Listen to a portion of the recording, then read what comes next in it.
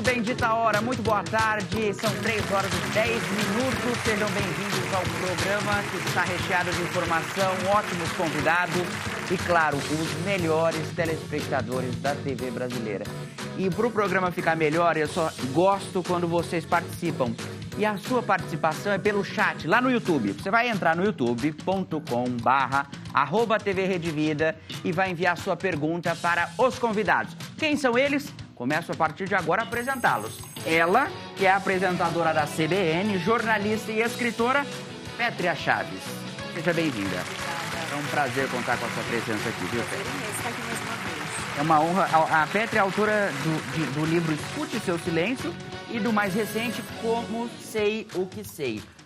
Como ela disse aqui antes do programa começar, um livro vai ao outro, né? A gente sempre...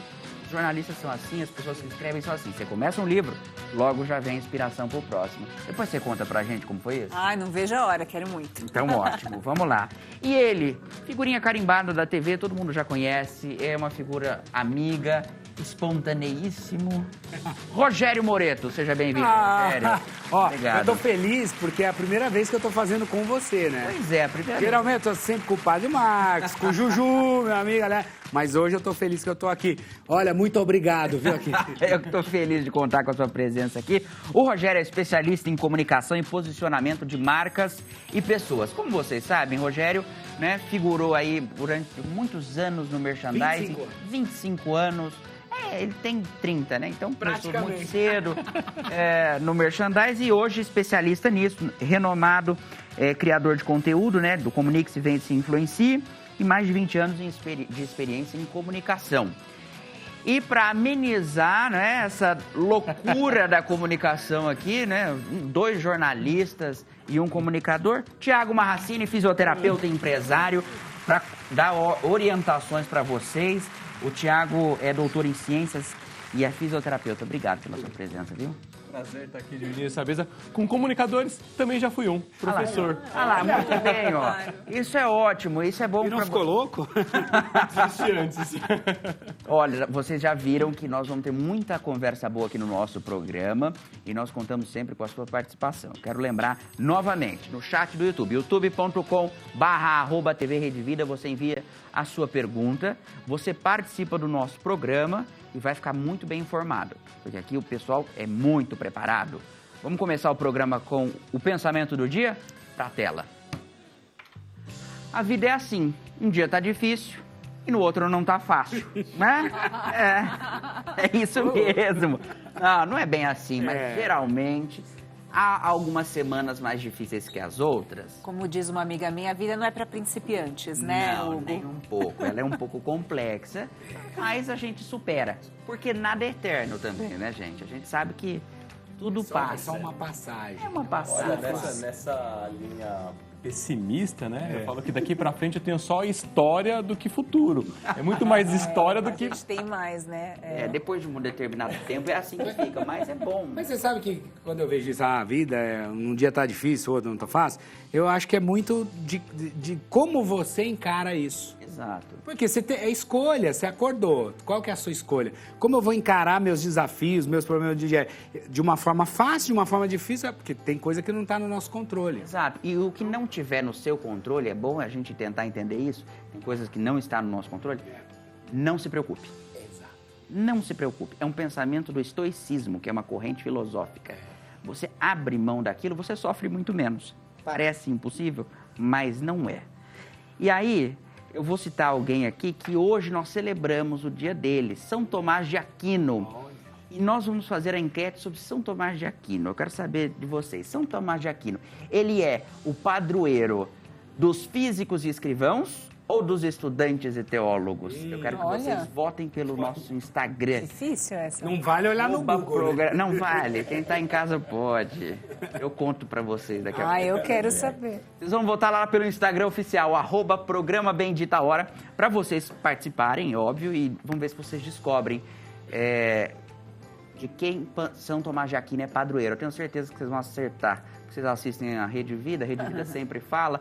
O Dalcides falou de manhã qual era e assim vai. Então tá fácil. Vamos começar com a primeira notícia de hoje para vocês verem como o programa tá bom e cheio de conteúdo? Fisioterapia e prevenção de queda em idosos. Ô, Tiago, isso é importantíssimo, porque em determinada fase da vida, a gente começa a ficar mais frágil. As quedas, elas geram, até na nossa idade mesmo, já vai gerar uma lesão, pode até quebrar um osso, e a recuperação, dependendo da idade, a partir de certa idade, demora mais, não é? Falou que assim, a queda no idoso, ela sempre é prevenível e previsível. Sim. Né? E até você faz a questão da fratura. A minha sogra, ela tem uma fala que é muito sábia.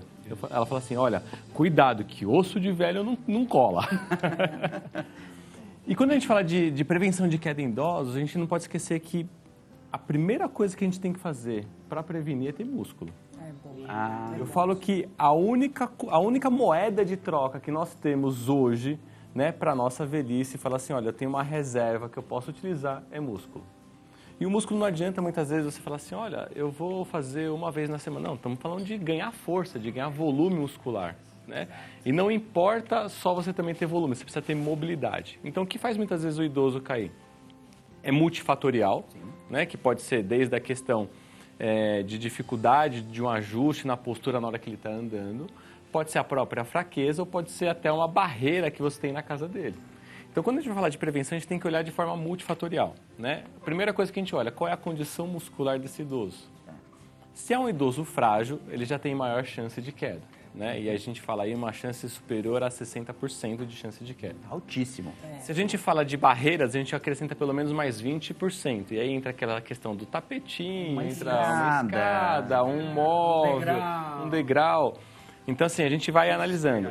O que você pode fazer hoje? Primeiro de tudo, se manter ativo, se manter com uma boa mobilidade, uma boa funcionalidade, mas para isso você precisa ter músculo. Você vai precisar se consultar ou com educador físico ou com fisioterapeuta. Doutor, só Hugo, vou fazer uma pergunta para o doutor. É muito interessante porque eu falo sobre isso bastante no meu programa também de rádio.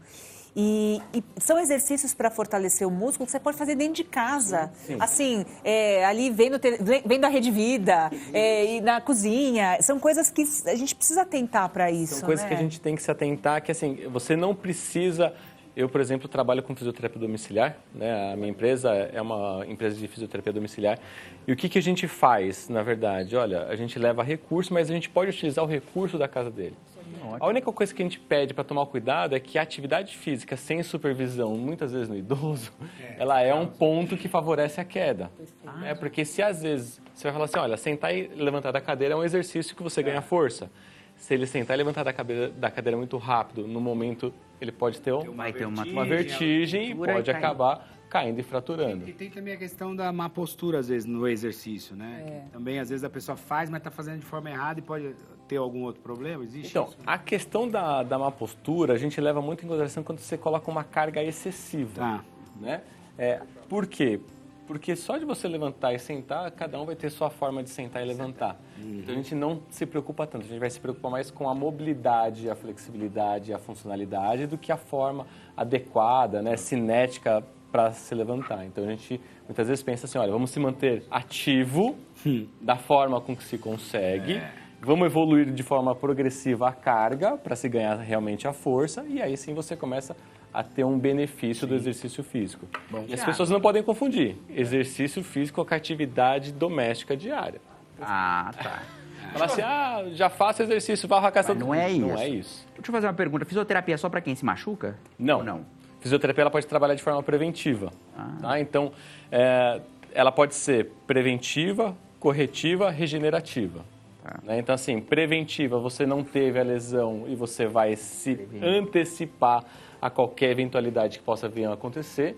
Né? A corretiva, que é quando você já tem a lesão propriamente estabelecida, e você tem, na verdade, a regenerativa, que é quando você tem um estresse muito grande de uma atividade, você vai favorecer com que você tenha a recuperação daquilo que você fez. Exemplo disso, o cara correu uma maratona, terminou a maratona, eu vou fazer um processo regenerativo dele. Que legal. Olha bacana. Para trabalhar nas 3 instâncias. Quando você falou dos obstáculos, eu acho que é interessante reforçar o seguinte: tapete, objetos que podem causar ali cabos, fios espalhados pela casa, isso pode provocar queda, não é? Eu queria que você reforçasse a necessidade de evitar exterminar isso quando você está falando de pessoas idosas, porque provoca queda. Gente, tira, causa queda. E se quiser, tem as opções que são fixas, que não causam quedas, mas se puder, elimina tudo. O que é o ideal, né? Claro que cada caso é um caso, mas a gente sempre pega pela maioria que a gente tem hoje na população brasileira. Olha, se você puder tirar tapete da frente do idoso, melhor. Né? Primeira coisa. Segunda coisa, o que você tiver de móveis que não está ao alcance visual dele. Muitos acabam tendo dificuldade visual e às vezes ele enxerga num determinado ângulo e não enxerga aquela mesinha de canto. Né? E aquela mesinha de canto, muitas vezes, ela acaba sendo o grande vilão. Elimina. Não quer eliminar, então você tem as opções que não derrapam. Então, aquelas tapetes emborrachados, aqueles tapetes com ventosa. Né? A gente pede, muitas vezes, para eliminar aqueles tapetes móveis dentro de box ou tapete na porta do box que não tem o emborrachamento, porque ele vai acabar escorregando. Então, isso é extremamente importante para a gente pensar na prevenção de queda. Hugo, pensando aqui no que ele está falando, eu fico pensando que as duas... É um paradoxo, né? Porque, vamos supor, se você tirar totalmente o tapetinho, molha e escorregar... Aí escorrega, é verdade. Então, assim, eu penso que tem muito problema aí de escorregar e cair tem muito em banheiro. piso, né? Tem muito piso que é extremamente escorregadio. E a gente entra também no outro detalhe, que é o tipo de calçado que você vai ter. Exato. Né? Tem alguns calçados que eles favorecem mais a você escorregar pela forma com que você tem o solado. Por isso que eu falo assim, quando você vai analisar a queda do idoso, ela tem que ser multifatorial. Das questões físicas, às questões ambientais. Né? E a questão ambiental tem isso. Uma dificuldade, às vezes, que a gente tem é aquela questão, o quanto tem de peso aquele tapete do ponto de vista emocional para o idoso. Sim. E aí você fala assim, olha, eu vou retirar todos os tapetes da sua casa. Para ele vai ser um sofrimento. E aí não dá. Então, assim, você precisa analisar o ambiente. Ali, não tem como, né? Porque esse aqui foi feito junto de alguém, da minha amiga. Isso é difícil. Eu lembro de uma entrevista do Abílio Diniz, que ele falou o seguinte, a primeira coisa que é fundamental para as pessoas treinarem são as pernas. Por quê? O que a gente começa a sentir? A primeira coisa, você começa a ficar fraco, você não consegue levantar sua perna mais. Tem muita gente, você deve conhecer um caso aí na sua casa, de alguém, um vizinho, um amigo, que o pé não, né, você vai andando devagarzinho, vai arrastando e tudo mais. Nossa! Agora o papo vai. A mesa tá numa conversa aqui, gente. A gente estava até atrapalhando. A gente estava com medo de atrapalhar, Hugo. Não atrapalha, não. Vocês nunca atrapalham. O William já mandou boa tarde aqui. Boa tarde, William. Como você tá? Tudo bem? William é nosso parceiro diário da programação e a Maria Neuza também. Antes de dar sequência ao programa, tem um assunto seríssimo que eu quero falar. Quem será a pessoa que vai escolher o tema de encerramento do nosso programa de hoje? Eu vou fazer o sorteio. Vamos lá. Meu Deus, o Tiago é o número 1, o Rogério é o número 2 e a Pétria é a número 3. Vamos lá, vamos ver Atenção. Quem vai ser, quem vai escolher a música tema de encerramento do Bendita Hora. Vai. Atenção. Número 1, Tiago Marracini. Tiago, que música que você quer encerrar o nosso programa? Mais que nada. Mais que nada, muito bem. Eu encerro o nosso programa, então, com Mais que nada. Eu achei que ele ia pedir uma música Hugo, Thiago. da dupla, porque quando eu entrei no estúdio hoje, eu falei, quem que vai estar hoje presente no programa? Ele falou, Hugo e Thiago. Eu falei, cara, eu sou fã deles, é a dupla. Hugo e Thiago. Ele teve essa surpresa aqui, muito mais feliz de ser eu. Lógico que eu fiquei, claro. Vamos para a próxima notícia, então. O desenvolvimento da intuição na construção da melhora da saúde mental. Pétria. Que tema? Profundo. Lógico. Intuição na construção da melhora da saúde mental. De que forma que a intuição pode fazer com que a gente melhore nossa saúde mental? Hugo, esse é um dos temas que eu mais amo falar. Eu amei falar de intuição. Delícia, né? Não, e a gente vai falar um pouco, mas por que eu falo de intuição e a questão de saúde mental e emocional? Porque a intuição, ela está completamente ligada a atenção plena e presença. Então, quando a gente tem o treino da atenção, da presença, né? Se fala muito hoje em dia de mindfulness, que é essa completude, nessa presença total, ela serve para muitas coisas. Então, quando você tem atenção plena, você tem o desenvolvimento da intuição, que é essa percepção mais aguçada da realidade, do que acontece. Quantos de vocês aí que estão assistindo a gente não confiaram na intuição e falaram, me dei mal quando eu não confiei na intuição? E a intuição é uma voz da sabedoria que fala e aponta caminhos pra gente precisos, tá? Mas a gente fala disso daqui a pouco. Agora, quero falar, a intuição, ela acontece, eu costumo falar muito depois da minha pesquisa, como uma voz da sabedoria e uma voz que acontece no silêncio, é um sussurro. Quando a gente treina a atenção, como eu disse aqui no começo, a gente treina essa escuta. E é justamente essa atenção que faz com que a gente tenha mais presença, mais cuidado com a saúde mental e reorganiza o nosso sistema. A gente faz o quê? Uma reorganização do nosso sistema nervoso e vai para o modo parasimpático, que é para o modo da calma, para o modo da plenitude. E isso está totalmente conectado com saúde mental. Quando eu comecei a pesquisar a intuição, que é algo muito forte para mim, e que eu me dei conta de que era o treino da meditação, que era o treino da presença e da conexão, que me trazia mais intuição, mas também mais plenitude, mais capacidade de perceber os meus sentimentos antes de entrar na raiva, antes de entrar na reatividade e até em tristezas, né, que a gente, enfim, que acontece na nossa vida, eu percebi que era um campo de estudo muito importante para a gente ter hoje, de como essa voz da sabedoria opera dentro de nós, não só com a voz da intuição, mas também avisando a gente a respeito da nossa saúde mental e da nossa saúde emocional. É uma percepção, é um autoconhecimento muito importante, um treino, principalmente é um treino.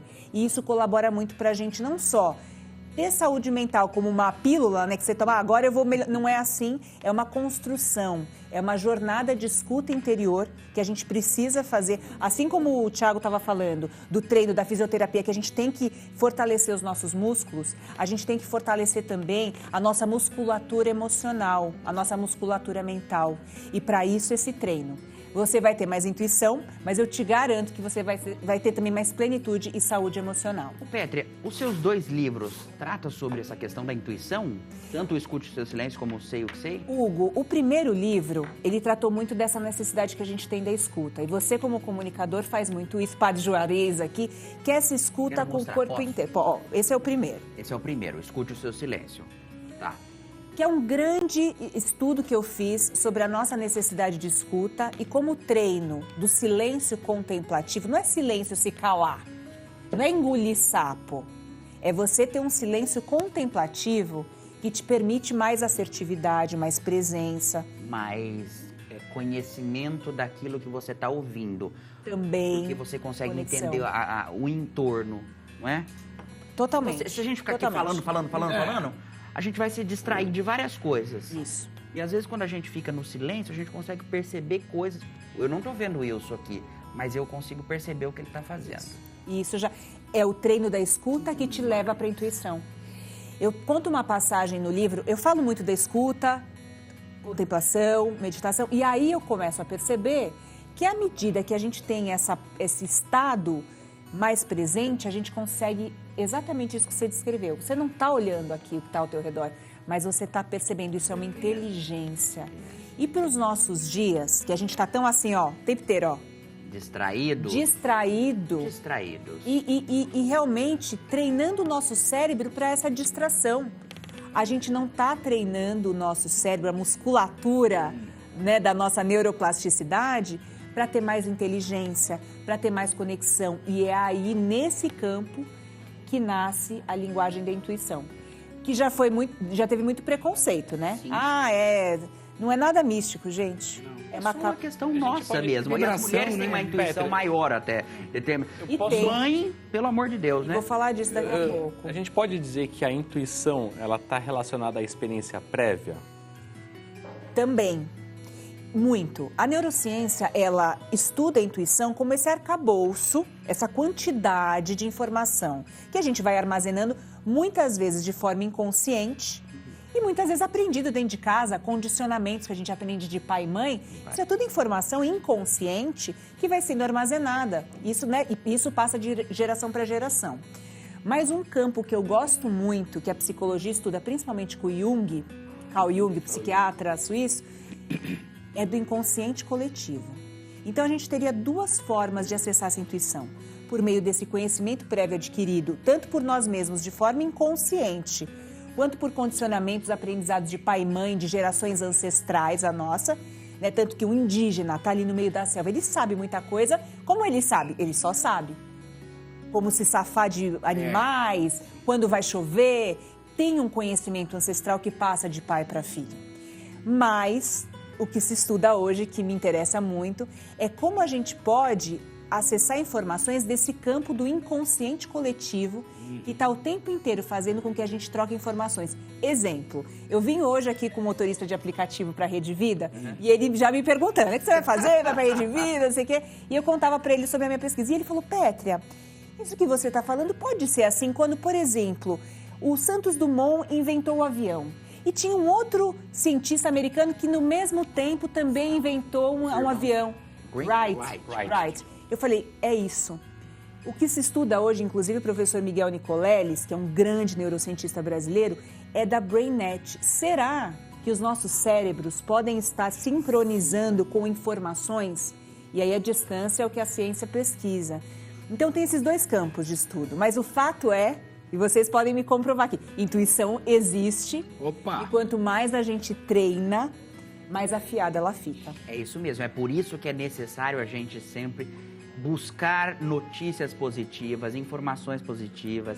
Não fica se afundando. Exatamente. Não fica se afundando em notícia trágica. Constantemente o nosso corpo, ele tá em... Bom, eu falo que assim, a gente está num campo elétrico, que gera um campo magnético de alguma forma, e o campo elétrico, e ele emite uma frequência.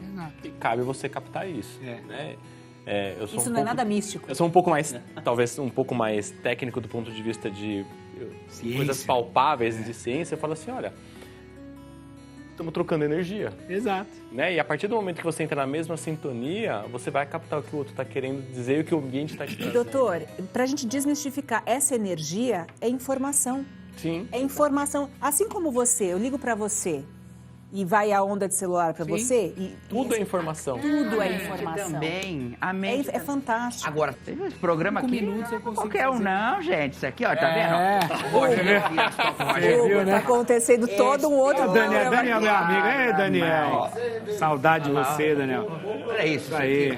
Isso aqui. Vote em mim, Daniel. Ai, meu Deus.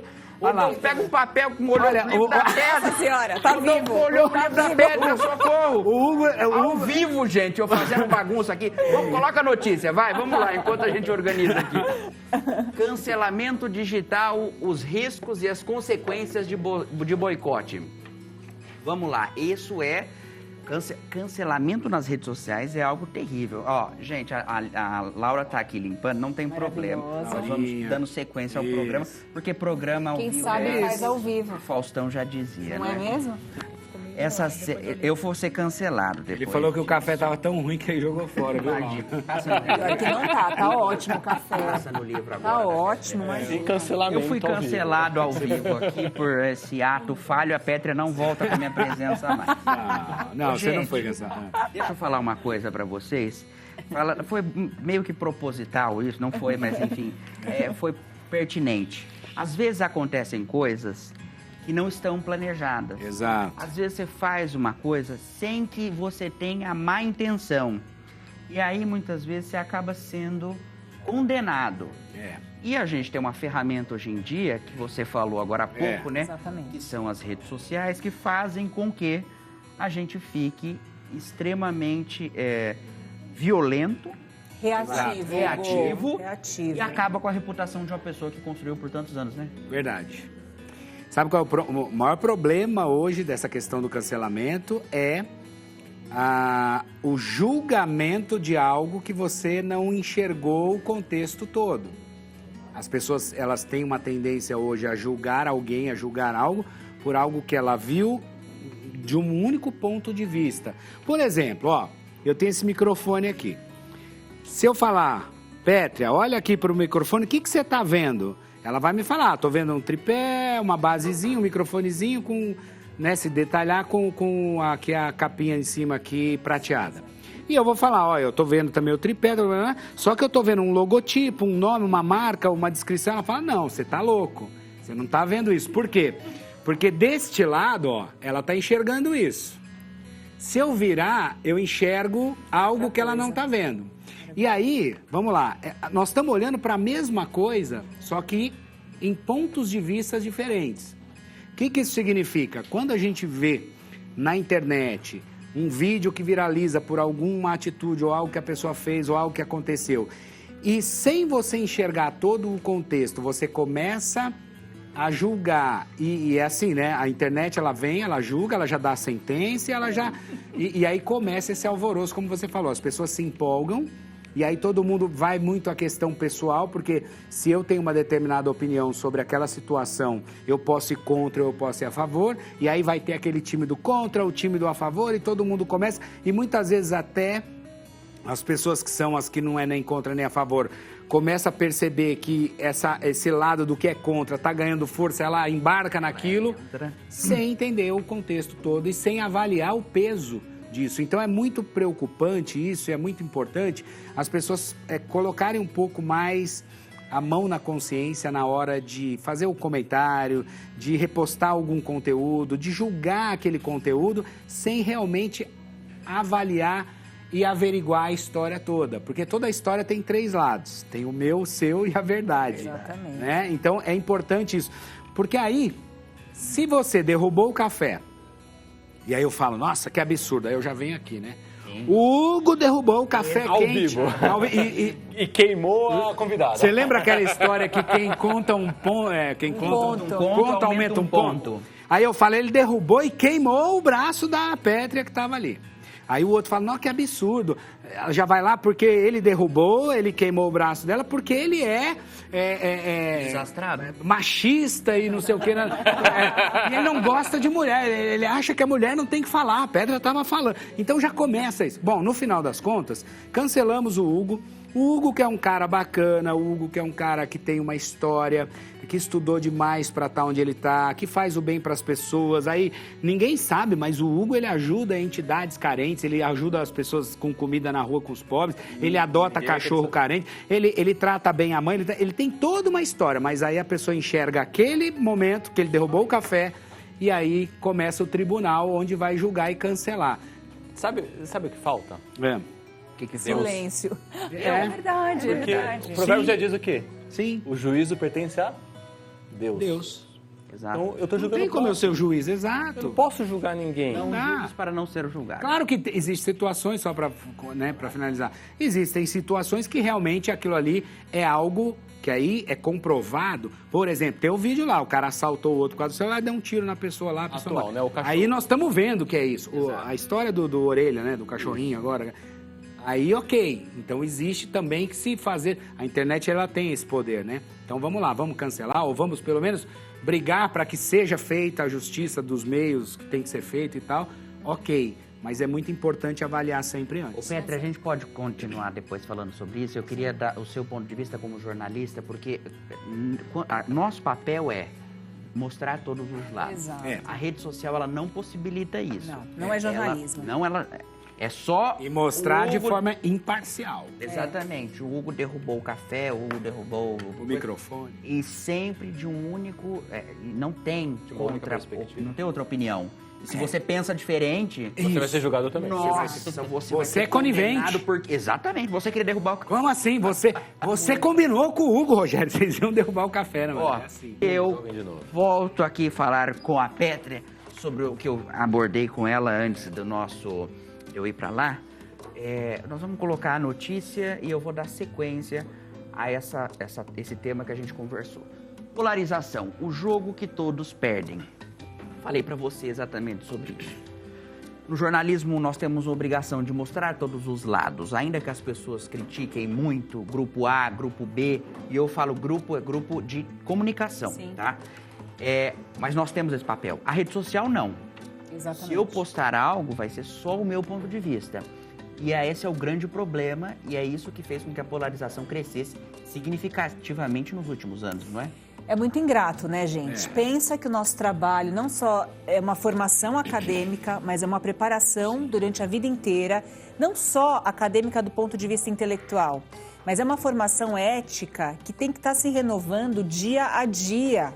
É uma formação ética e de compromisso com a verdade, que é muito difícil, mas também um compromisso jurídico, porque a gente, enquanto jornalista, enquanto profissionais de empresas de comunicação, a gente responde juridicamente por inverdades, por mentiras, por informações dadas de maneira de má fé ou enviesadas.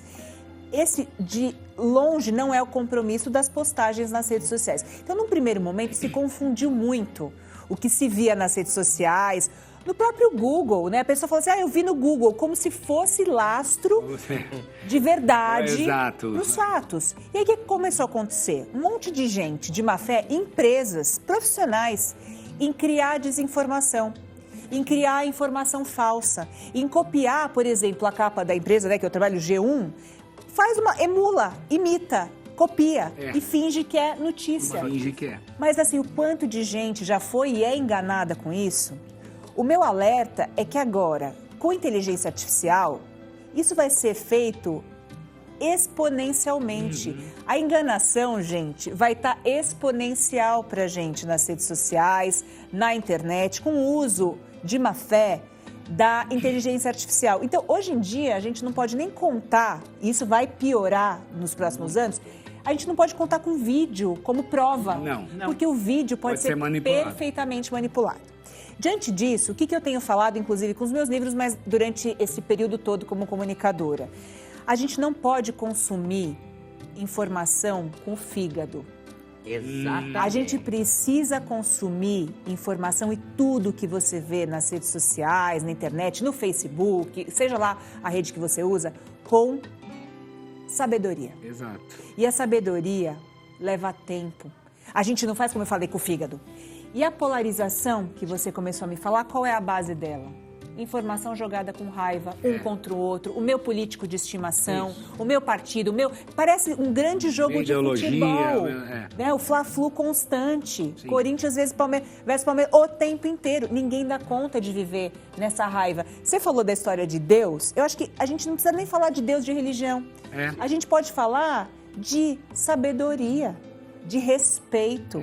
São máximas que a gente precisa cultivar antes de compartilhar a informação, antes de tomar partido, seja lá, porque lê primeiro, cheque a informação. Exato. Esse é nossa obrigação. Teve um colega que falou assim, não, porque isso aqui deve ter sido manipulado. Eu falei, faz o seguinte, pega a informação, joga na inteligência artificial e pede para ela confrontar se aquilo é verdade. Ela vai te trazer. Te dá as fontes. Exatamente. Pede para as fontes. Porque é muito fácil, né? Olha, pesquisa revela. Mas qual pesquisa? Quem fez? E hoje em dia... Quem fez? Onde todo fez? Todo mundo é pesquisador. Não, mas é porque um especialista... Você que é da área médica, a gente fala... E por isso que eu falo, assim, como apresentadora, eu sou apresentadora há 20 anos.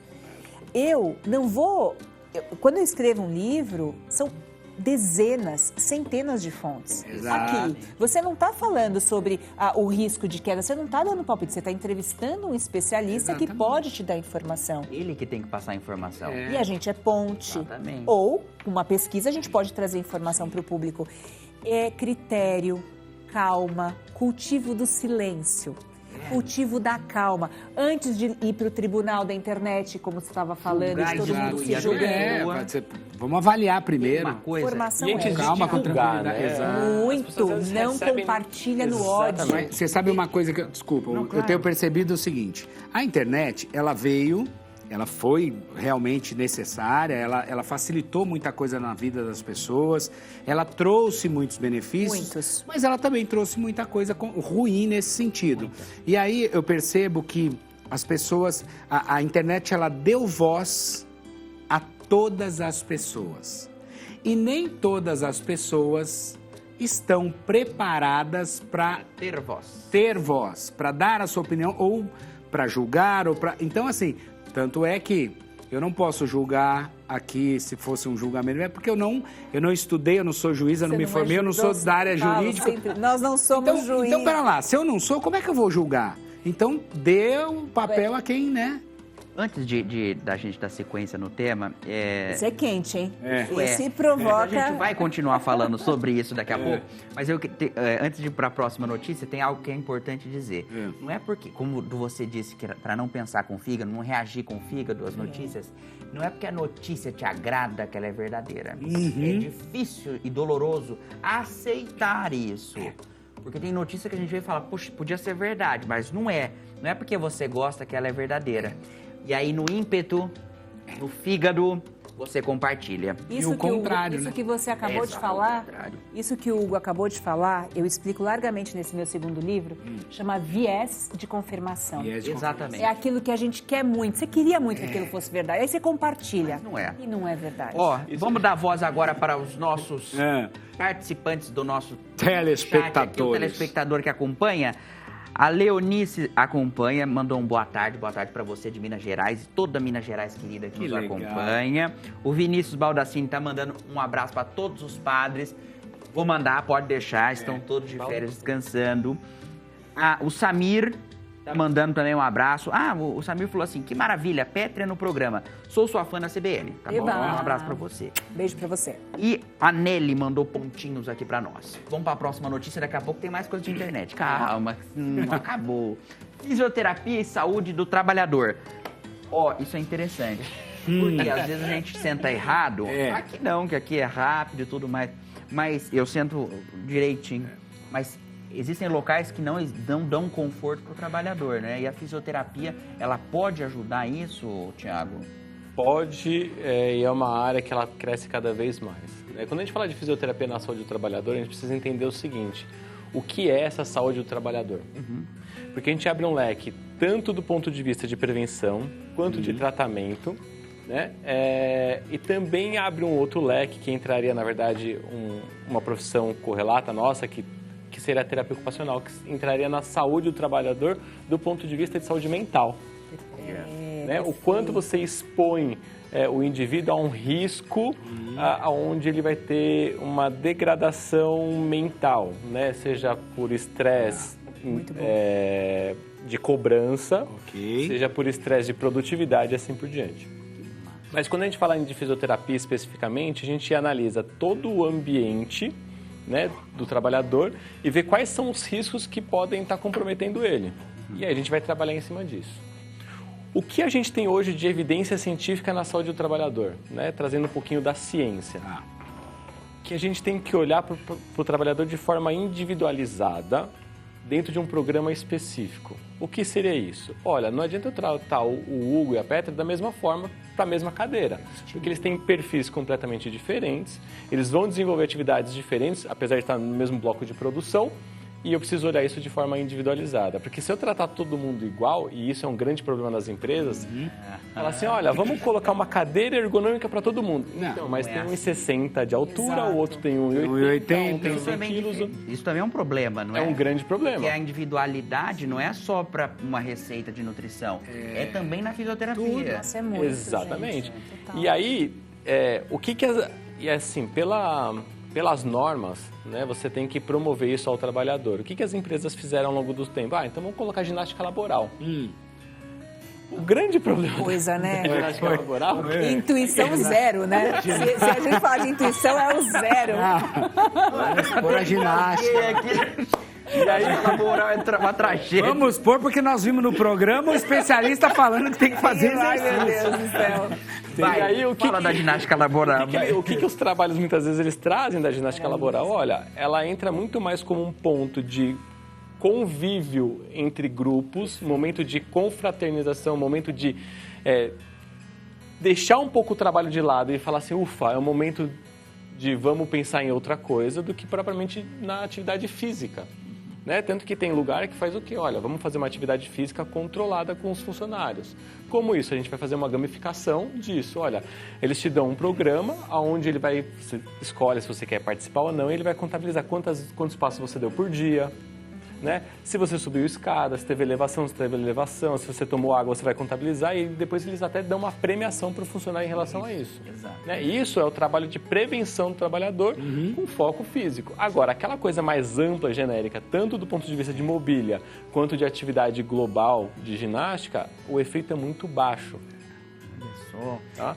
O que você sugeriria, Tiago, para empresas, não só as grandes, que geralmente conseguem ter um olhar melhor sobre isso, mas principalmente as pequenas e médias?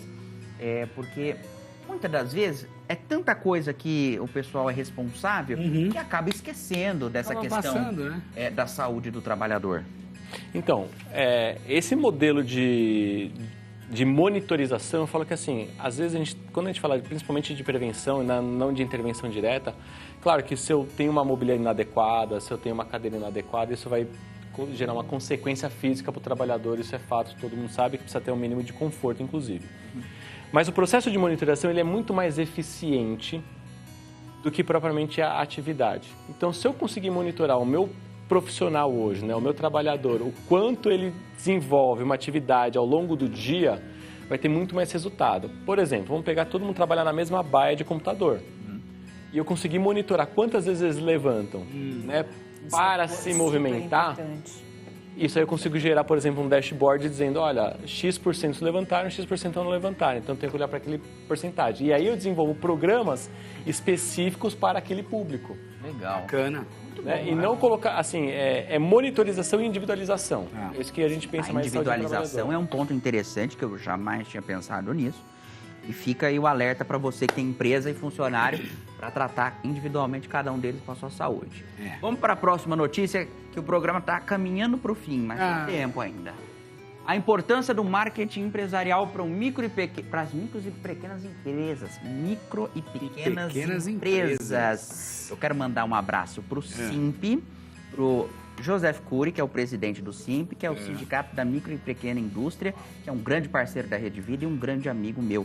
Agora, me fala uma coisa, é importante esses micro e pequenos terem um marketing empresarial, não é, Rogério? Tem que ter. Me fala uma coisa, o que faz diferença no dia a dia deles? Ó, o pequeno empresário, o microempresário, ou quem está começando, o próprio profissional que tem ali o MEI, que está construindo ali o seu negócio, ele tende muito a pensar o seguinte, eu preciso focar em estrutura que eu vou montar, eu preciso focar no desenvolver o produto, na questão da venda, etc. Ele pensa em tudo, menos no marketing. Exato. Porque ele acha que se ele montar uma lojinha bonitinha, arrumadinha, com produto bom, com atendimento bom, claro que isso também conta, isso também vai fazer diferença. Mas ele imagina que fazendo isso é o suficiente para que o negócio dele comece a crescer e para que ele atinja um patamar aí como as grandes marcas. Só que, quando você pensa só dessa forma, você se esquece de um detalhe que é importantíssimo. Eu sempre falo, quem não é visto não é lembrado. Quando você tem uma loja de rua, por exemplo, um negócio ali, o seu escritório, você fica muito limitado geograficamente, porque você está numa rua onde quem vai te ver é quem passa ali, seu vizinho, o pessoal que mora na região, o trânsito, enfim, né? Então, como você faz para mostrar que você existe no seu produto? É o marketing. Você vai ter que ir lá, você vai ter que ter... Eu sempre falo, gente, você tem empresa, você tem negócio, você é um profissional, você vai atender... Separe um percentual do seu lucro, do seu ganho, para investir em marketing, para que você tenha uma boa rede social, para que você produza com qualidade conteúdo bacana, porque a rede social hoje ela é uma porta muito grande para você difundir o seu negócio, seu trabalho, seu produto, de uma forma barata, né? E ampla. Então, mas é importante você ter um conteúdo de qualidade, é importante você ter bons profissionais que vão te auxiliar nisso, porque se não é a sua expertise, amigo, não adianta que você vai perder tempo, e leva muito tempo para você adquirir a expertise. Não é uma coisa tão simples. É o que nós estamos falando aqui. Você não fez jornalismo em 2 semanas. Você levou anos, né? Então é mais ou menos. Mas quando essa empresa, esse negócio, ele tem essa visão de separar um percentual, mas quanto que eu tenho que... Eu digo o seguinte, se você tiver condições de pegar 20%, 25% do teu lucro, então como é que você faz? Atuou ali no seu mês, com a tua empresa, com o teu negócio, com o teu produto. faturou X, faturei 100 mil reais. Tirei minhas despesas, sobrou 30 mil reais que foi o lucro. Paguei tudo, paguei funcionário, recomprei o produto, paguei imposto, sobrou 30 mil. Pega 20%, 25% desse valor e manda para o marketing do teu negócio. Comece o seu marketing mesmo que pequeno, porque é ele que vai fazer você chegar onde as grandes marcas chegaram. O Rogério vendeu o produto por 25 anos, ele sabe o que ele está falando. Exatamente. Só que agora eu vou provocá-lo no oposto. Porque a próxima notícia fala da isenção, do afastamento disso. Porque fevereiro sem celular. A campanha global que convida a repensar a relação com smartphones. É a seguinte... Essa notícia, vocês não sabiam que a gente ia colocar, mas é assim, agora em fevereiro, as pessoas querem fazer o seguinte, abolir o celular. Eu acho bom. Para que a gente fique mais leve e evite tudo aquilo que a gente comentou durante o programa, sabe? O tribunal da internet, a polarização e tudo mais. Nós temos um pouco tempo, mas eu queria uma ponderação de cada um, a visão de cada um de vocês sobre isso. Vou começar pelo Thiago. Vai, Thiago. Como você vê? Olha, eu não vejo o celular como um problema, assim, a forma com que você utiliza ele, né? Então, assim, a campanha global convida a repensar a relação com o smartphone. Eu acho que a relação, ela tem que ser muito mais pontuada no seu conhecimento e na sua autoinformação do que na divulgação daquilo que não te compete.